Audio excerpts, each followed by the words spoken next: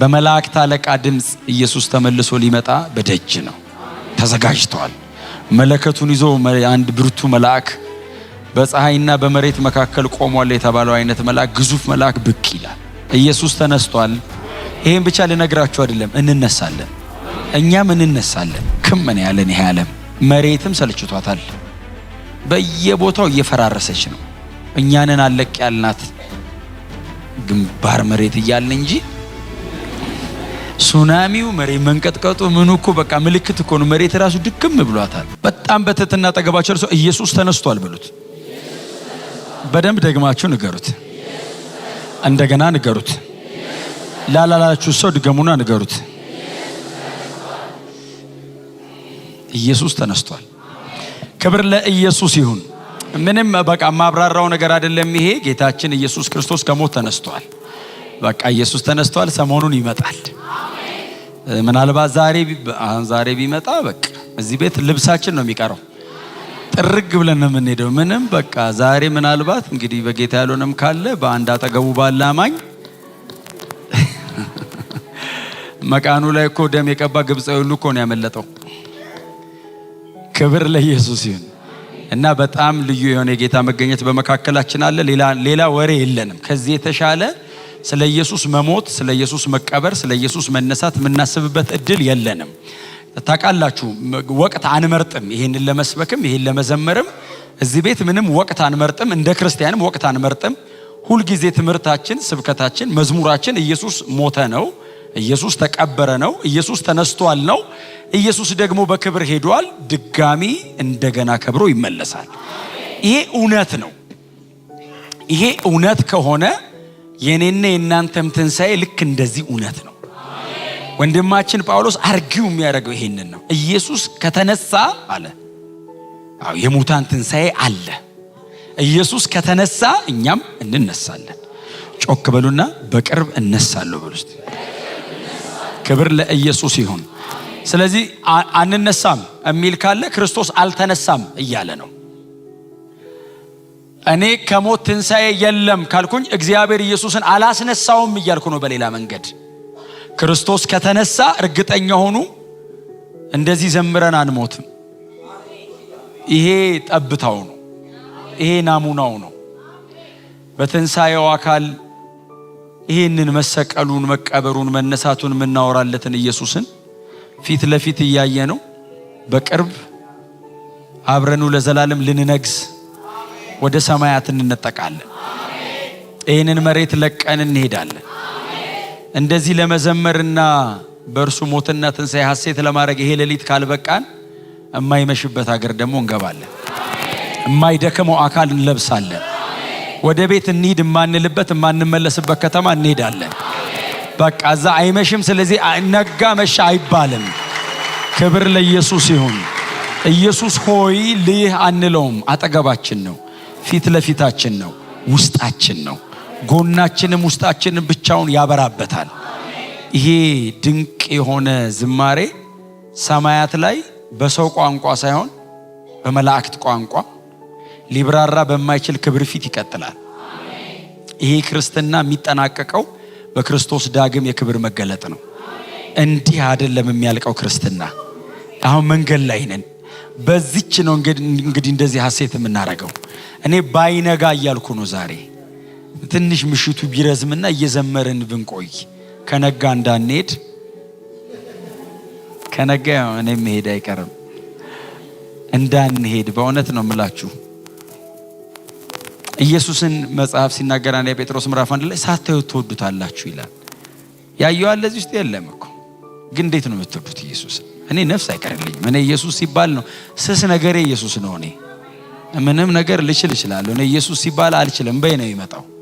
አልችልም፣ ያደክመኛል። በቃ ጠንካራ ነገሬ በሙሉ ዝልፍልፍ የሚለው ኢየሱስ ስል ነው። እንግዲህ ሳታዩት ነው እንደዚህ ሆናችሁት። ስናየው ምን እንደምንሆን ስናየው ነው የምናውቀው። አሁን እኔ ቮካብለሪ የለኝም። ክብር ለስሙ ይሁን። ኢየሱስ ስለ ኃጢአቴ ሞቷል። ልዘምርለት ይገባዋል።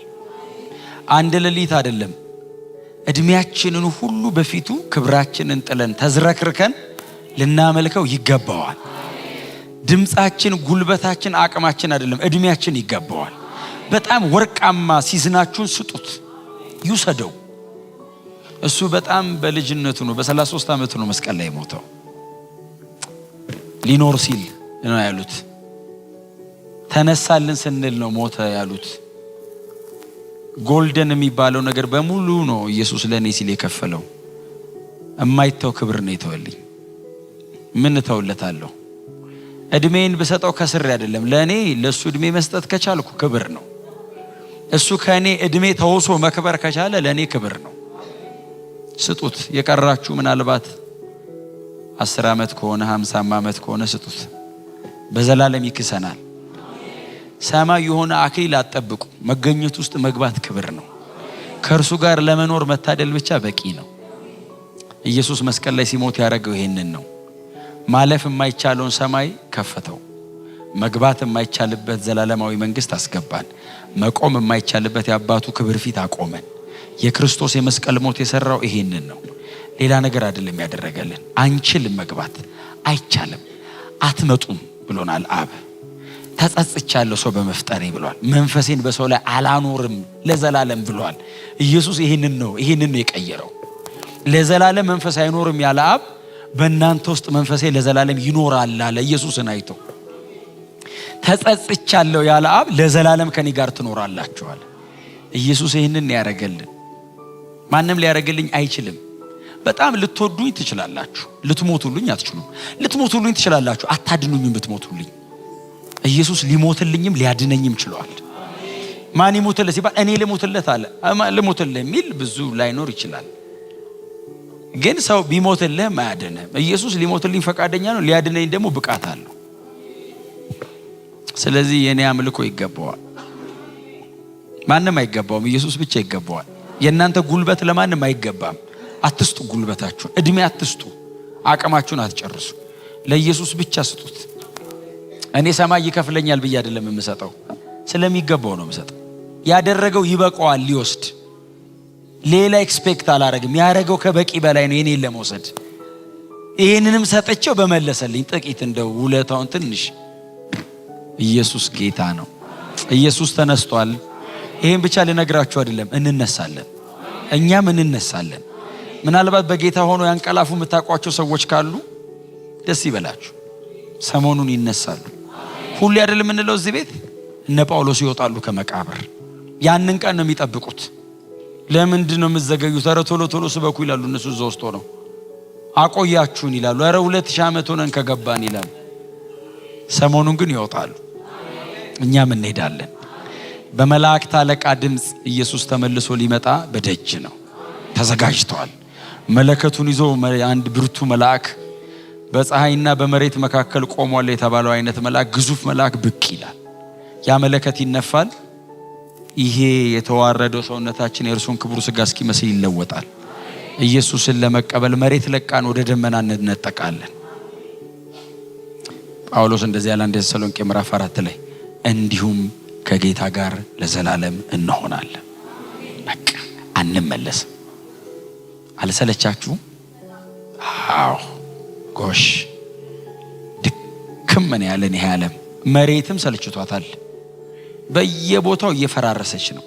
እኛንን አለቅ ያልናት ግንባር መሬት እያልን እንጂ ሱናሚው መሬት መንቀጥቀጡ ምኑ እኮ በቃ ምልክት እኮ ነው። መሬት ራሱ ድክም ብሏታል። ጎናቸው ያለው ሰው መሬት መሄድህን እየጠበቀች ነው፣ አትቆይ ይበሉት። እኔ አሁን መሬት ሂዱልኝ ትላለች፣ እኛ ቆይ እንላለን። ኢየሱስ ይመለሳል፣ እኛም እንሄዳለን።